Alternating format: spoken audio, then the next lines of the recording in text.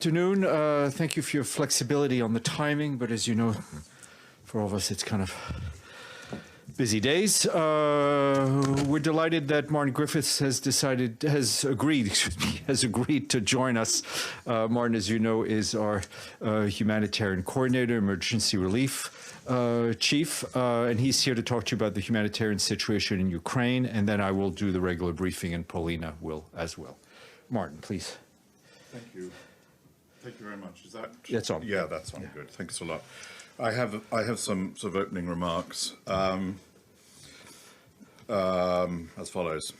So even before the recent events which have convulsed the world this week, there's been an 8-year-long conflict in eastern Ukraine, and that meant nearly 3 million people in eastern Ukraine already needed humanitarian assistance before the recent days across both sides of the contact line. And the UN and our humanitarian partners and the Red Cross movement have been responding to that need these many years. And this year alone, for example, UN-coordinated humanitarian convoys delivered over 150 tons of assistance to the most vulnerable people in the non-government controlled areas on that side of that contact line in the Donbass. Women, children, elderly, people with disabilities, those living close to the contact line and in the non-government controlled areas are the most in need. I'm talking now about the events of the day. They continue to require food, shelter, healthcare, water and sanitation, and protection. Like the Secretary General, of course, I'm extremely concerned about the impact of the ongoing escalation on civilians, everyday people, like us, like you and me. We, like you, are seeing reports of shelling on urban centers and other communities across Ukraine with unconfirmed reports, unconfirmed as yet, reports of civilian casualties and damage to residential infrastructure. We're concerned about reports of population movement as men, women and children are fleeing in search, safety and protection. And I think it's fair to say that hundreds of thousands of people are on the move in Ukraine and out of Ukraine as we speak. I want to reiterate the statements made by the Secretary General that the UN and its humanitarian partners, all those people I have the fortune to work with, are committed to continue and indeed to expand our presence. We have not left, we are not leaving Ukraine. Obviously, our people there are bunkered down at the moment, but we're expanding our presence in Ukraine and scaling up efforts to help meet the needs of people affected across that country. And we have been doing this for some weeks. In the alarming phase of escalation, the safety and security of all our staff and their dependents is a top priority. We're currently facilitating the temporary relocation of non-essential UN staff and eligible family members within Ukraine for this purpose of their security and safety. There are no plans at the moment to relocate our staff outside the country, but we'll continue, obviously, to evaluate the developing security situation. We are bringing together our partners. We have set up an interagency operations center in Geneva, which is already in existence. I will be going there over the weekend. We will be launching an appeal which will bring together the needs for the region outside Ukraine under the leadership of UNHCR, High Commissioner Filippo Grandi, and the needs for people inside Ukraine. And we'll be putting that out within a few days, and we'll launch it indeed in Geneva, as is customary. Yesterday, the Secretary General announced a $20 million allocation from the UN Central Emergency Response Fund to scale up immediate response. And we need this because we're now beginning to realize that the scale of need in these very, very extraordinary circumstances is going to be of the highest. We're going to need to use cash for the delivery of assistance, and we're going to need to use that cash safely. We're looking obviously at the impact of sanctions on our operations, and we're doing this in coordination with the International Committee of the Red Cross. We're going to look to, and we've had calls with and meetings with we're going to look to the generosity of donors, of member states, of donors more generally, to mobilize the financial resources that we will be outlining in that appeal that will come through in a few days from now. And perhaps the most important point that I want to make is that we need the safe, unimpeded access and protection of our humanitarian workers and the deliveries that they will be doing, that they will be resuming as soon as the security allows it, to all areas of Ukraine affected by conflict. Our humanitarian response, as you know, is guided by 4 simple but profound principles: humanity, neutrality, operational independence, and impartiality. And I'd leave you with just one comment from my colleague and friend David Beasley, the Executive Director of the World Food Programme, who was telling us just this morning that 50% of the World Food Programme's wheat for the world's programme around the world comes from Ukraine. The fallout from Ukraine in terms of costs, in terms of wheat, in that example, is something that, that is spooling out before us, and we have yet to see where this will lead. Thank you very much. Thanks. Thank you, Martin. Ibtisam. Hi, on behalf of the United Nations Correspondent Association, thank you for the briefing. My name is Ibtisam Azim from Al Arabi Al Jadid newspaper. My question is first about the financial situation. How much money approximately we're talking about, and about the access and safety of your staff. Are you seeing any signs that worrying you? And could you please elaborate on the issue of the numbers? Like you said that probably are going to increase the numbers. If you could go more on that. Thank you very much. Shall I? Yes, great. The financial situation. Well, right now, as we speak, and I was talking to agencies in Geneva this morning, we're trying to put those numbers together for this appeal that we will come out. But it's going to be well north of $1 billion. It's going to be for a limited period, for a 3-month period. So we will see the numbers, the financial, the figures quite soon. As soon as we have solid base for that, we'll put it out. Quickly going to your last question, I'll come back to safety of staff, that this appeal, of course, will be launched very quickly. We need to get it out quickly. I had a meeting of the Interagency Standing Committee. That's the leaders of all humanitarian agencies, as you know, globally, yesterday, all of whom said we need to get that appeal out because we need to frame the nature of the need in Ukraine as subsequent to these events. We need it quick. But it's going to be based on projections, based on past experience, but based on projections. And I don't right now have a number of the people in need, which is going to be part of that. But I can tell you that even before this, we had 3 million people, as I said earlier, in need already in the Donbass. And we were anticipating further displacement up to another 1.8 million or more. But I would prefer not to be quoted on a figure for people in need for that appeal yet.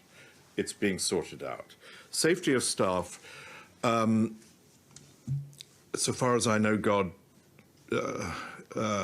forbid, but so far all our staff are safe, including those down in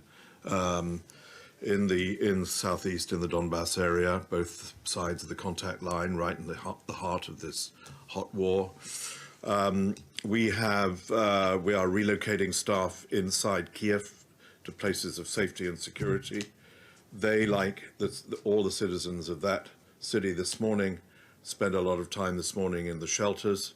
They're still very much in contact with us. We have daily, hourly contact. Just now, Osnat Lubrani, the resident coordinator, the humanitarian coordinator, was on the call with the Secretary General. So they're there, but they're keeping safe until the moment that they can get out and start to deliver assistance. But even while keeping safe, they're able to work together with the agencies, and particularly local NGOs, local partners, as we like to call them, who will be the key method of delivery of assistance, because they will know the numbers of people who need help in these coming months. So that's going on. It's a planning process of the highest importance while we are ready to move out and to deliver again. Thank you. Pam Falk? Thank you, Undersecretary General. It's Pamela Falk from CBS News. You mentioned that some of the staff, and just now again, are bunkered down a bit in Ukraine.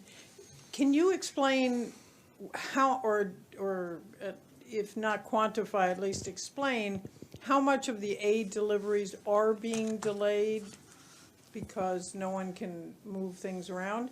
And second, looking at the pictures, looking from colleagues who are there, how much more, even if you can't put numbers on it and it's right in the middle, do you expect? I mean, obviously with the launch of the funding, you have some idea, but do you expect it to grow monumentally because of this? Thank you. The need, that is. Thank you. Sure. On the delay, well, so far it's day 2 of the, this particular situation. So this is not yet a factor. And we don't know, like none of us know, when we're going to get back to make sure those convoys can move, those deliveries can be made. Of course, using cash, which goes directly to beneficiaries, and we, as you know, we've been using that in Yemen, for where I spent the last few years, quite extensively. Cash can be delivered by the internet, of course. So you don't need physical movement. So we don't anticipate at the moment any disturbance or delays of humanitarian supplies to those in need. We're watching it very carefully. Yes, we do anticipate very significant increases in numbers. I think, as you know, you've seen the situation much more than I. Just the extent of movement of Ukrainians is enough of a starter question for the increase in need. It's not the only question, because displacement, of course, is going to be a huge issue inside and outside the country. But we also anticipate interruptions of basic services, interruptions of pensions. We have yet to see the consequences of where this particular operation is going. And I mentioned this also in the context of other conflicts and crises, where you, like we did in Afghanistan back in August, September, where you can see pretty clearly some of the outlines of where the situation is going to evolve, but you also do realize as the days and the weeks go by that there are some secondary consequences. And I think the wheat figure is one of those. I think we're going to see an increase in prices. We've seen the energy prices going up, and we're concerned about that for the costs of programs in existence in other countries. We're also naturally concerned about that, about the secondary consequences, because we have some big appeals going for 2022. We're going to launch emergency appeals in March for both Yemen and Afghanistan. And we're going to ask donors to be generous. And as you can imagine, in calls that I've been in with some of those key donors, they already are worrying about the impact of what these needs, which are obviously incredibly important and a high priority, are going to have on others. We must not forget the others. We must not forget the world continues to exist and needs continue to be there, and we need to respond properly. Thank you. Benno, German Press Agency. Thank you. And the Secretary General Benno Schwingham with the German Press Agency. Benno, if you could just remove your mask when you ask the question. You talked about the hundreds of thousands of people on the move fleeing in Ukraine already. Can you share more of the knowledge you have about this? Where are these people going?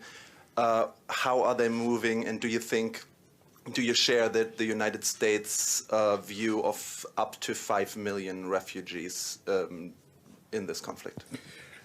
That's a very good question for Filippo Grandi, as you can imagine. I'm not going to, but I do, because actually I don't know the answer to those questions, and I don't know how much we are going to see in terms of outflow to the neighbouring countries. UNHCR, under Filippo's leadership, is working with the agencies to develop an appeal for that, which will come out with ours we're working on inside Ukraine. It's anybody's guess, frankly, at the moment, to know whether the displacement, how much of the displacement is going to be outside and how much is going to be inside.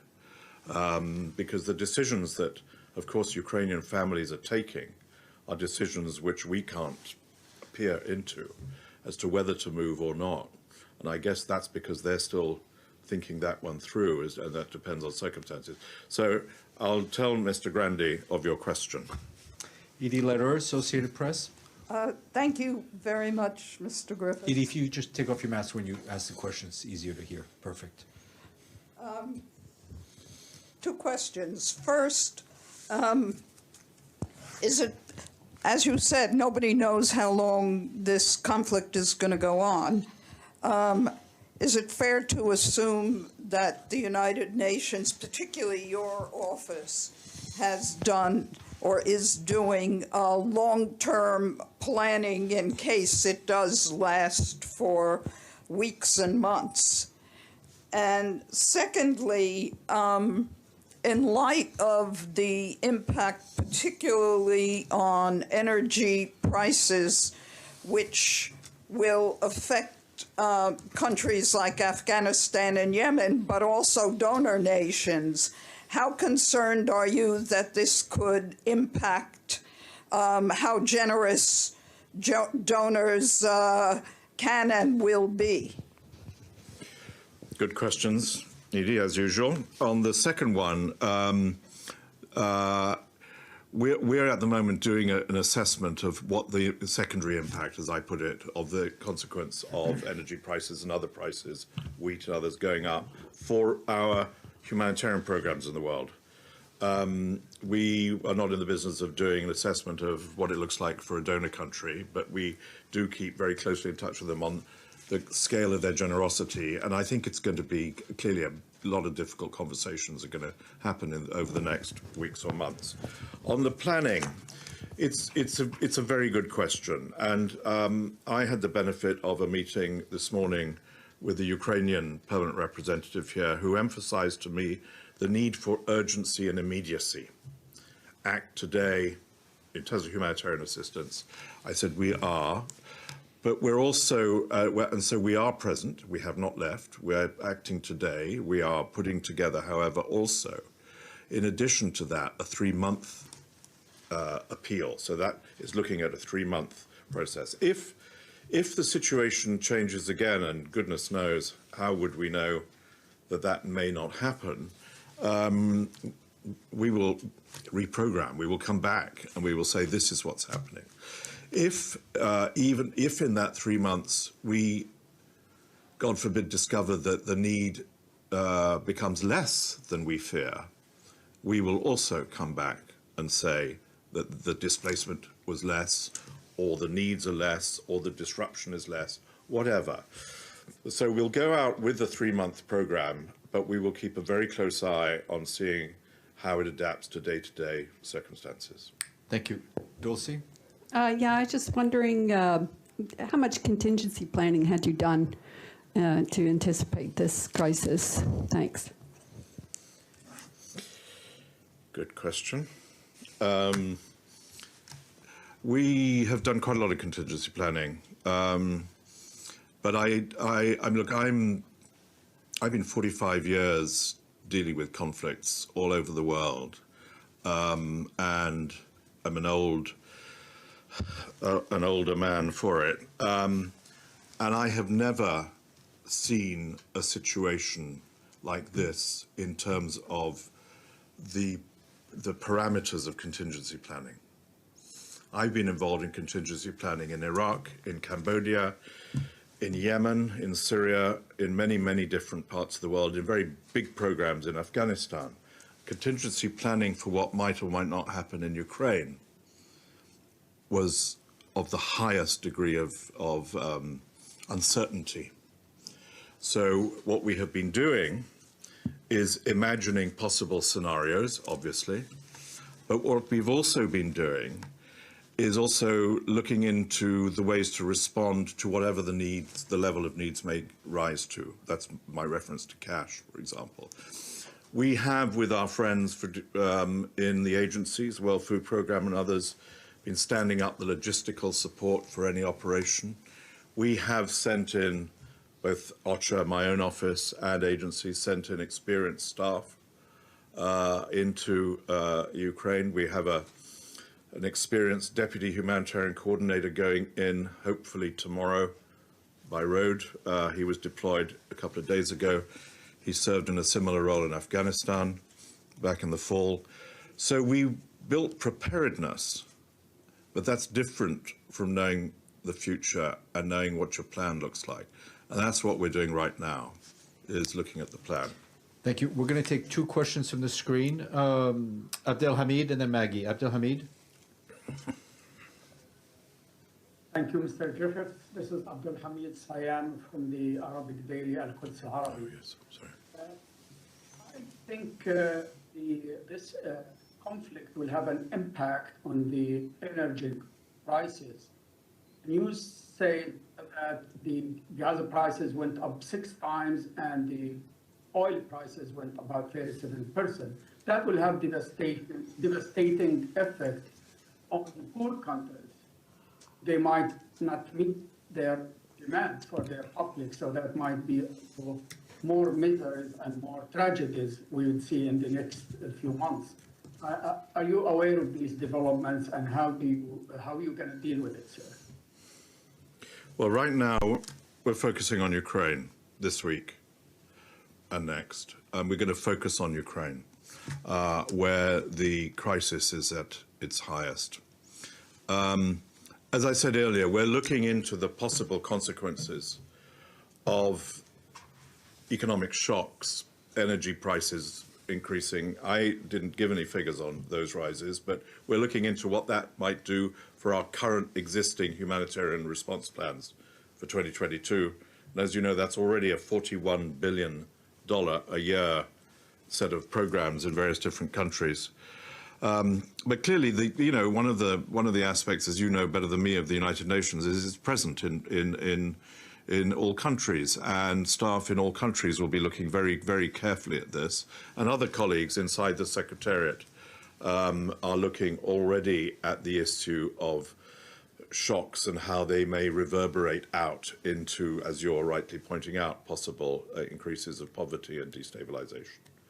Thank you. We'll take two more questions. Margaret and then Stefano. Maggie?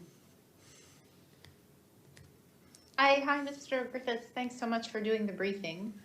If you could give us any more information on numbers of displaced and refugees. I know it's really, really fluid, but I've seen various numbers circulating in the press. So if you could sort of give us some sort of, other than I heard you say hundreds of thousands are on the move, but I just sort of want a number that we can all agree upon for now to kind of use in our reporting, basically.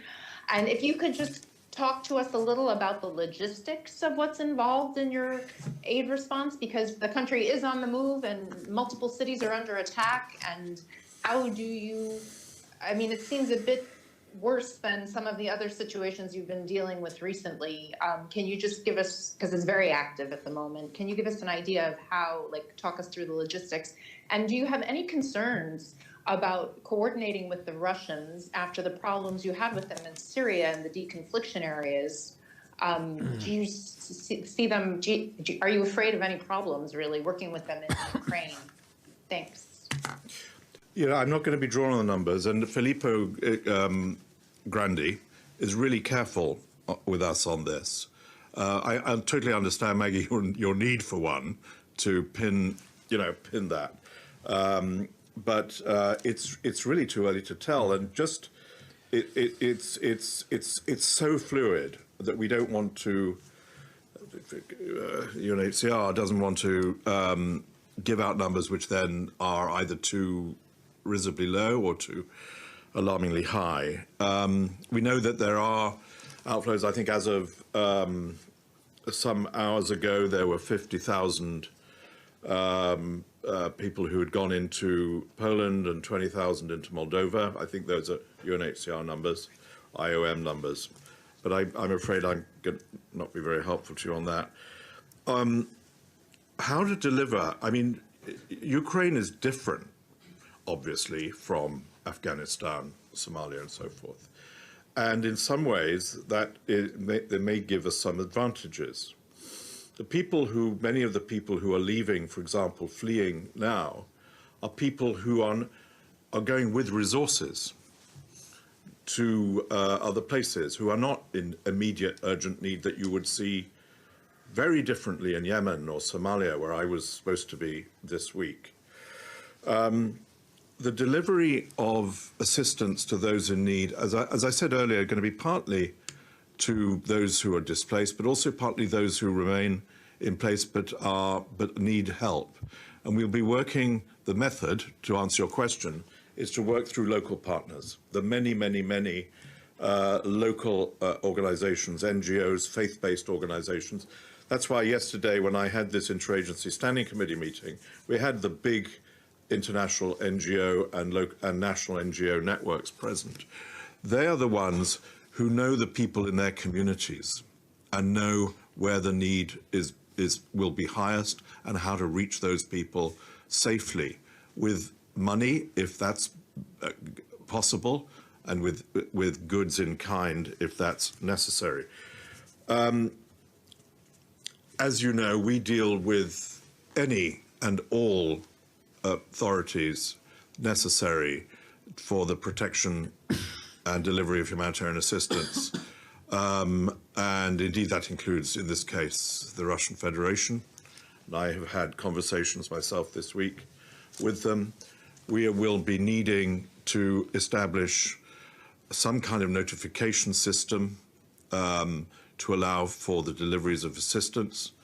And I'm assured, and I believe that we should be able to do that. But it's too early for us to. I mean, it's 2 days, right, or day and a half. It's too early for us to say exactly how we're going to deal with who at this point, because we don't know. Just like all of us don't know what may happen tomorrow. But we're ready, and the principle of humanitarian assistance, and the one that I have lived by myself for so many years, is to work with any and all people who can help for that safe and principled delivery of assistance.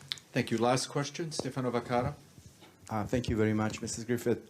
Stefano Vaccara, La Voce di New York. My interest is more, I mean, of course, relief is important, to give goods, to give food. But my question is about your role, the UN role at the moment in Ukraine as a witness of what's happening. I mean, is your personnel there, is it ready to tell the world what it's saying if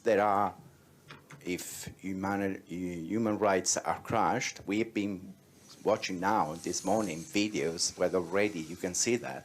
So are you giving instructions to your personnel to have also this role?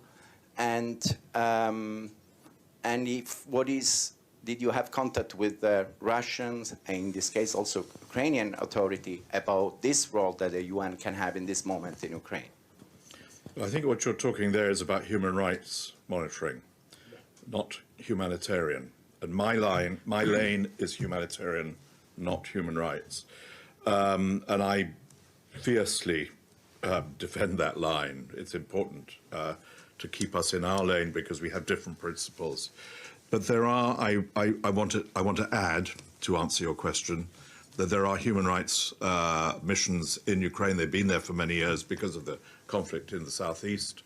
They remain there. I believe that I understand that the High Commissioner for Human Rights has issued a statement today of concern about certain arrests of protesters, if I understand it. So you can be damn sure that they will do their job under these circumstances as well. the humanitarians, my colleagues, we will also be clear when we see infringements of international humanitarian law, which is different. We'll also be clear in our advocacy, which includes direct contact, to answer another part of your question, in our advocacy with all those who can help us get the aid to the people in need. And, you know, we do this all over the world, as you know. I mean, this is not new. This is a story that has been part of my life all these many years, and a story that's been the part of all our colleagues. So we're ready in Ukraine to do that, and we're ready to stand as witness to humanitarian issues and humanitarian needs. And that's why, if I may, just to round up, that's why I think launching this appeal is going to be an important moment of statement of possible need. And we'll answer some of the questions that you have about scale and numbers. And I hope that we'll be able to do that, launch that very early next week in Geneva. Thanks a lot. Great. Martin, thank you very much. I hope to see you soon again for further updates, but thank you for taking the time. Okay. And now I'll go on with the thank you. The rest of the world. Thanks a lot. Thank you. Cheers, Martin. Thank you.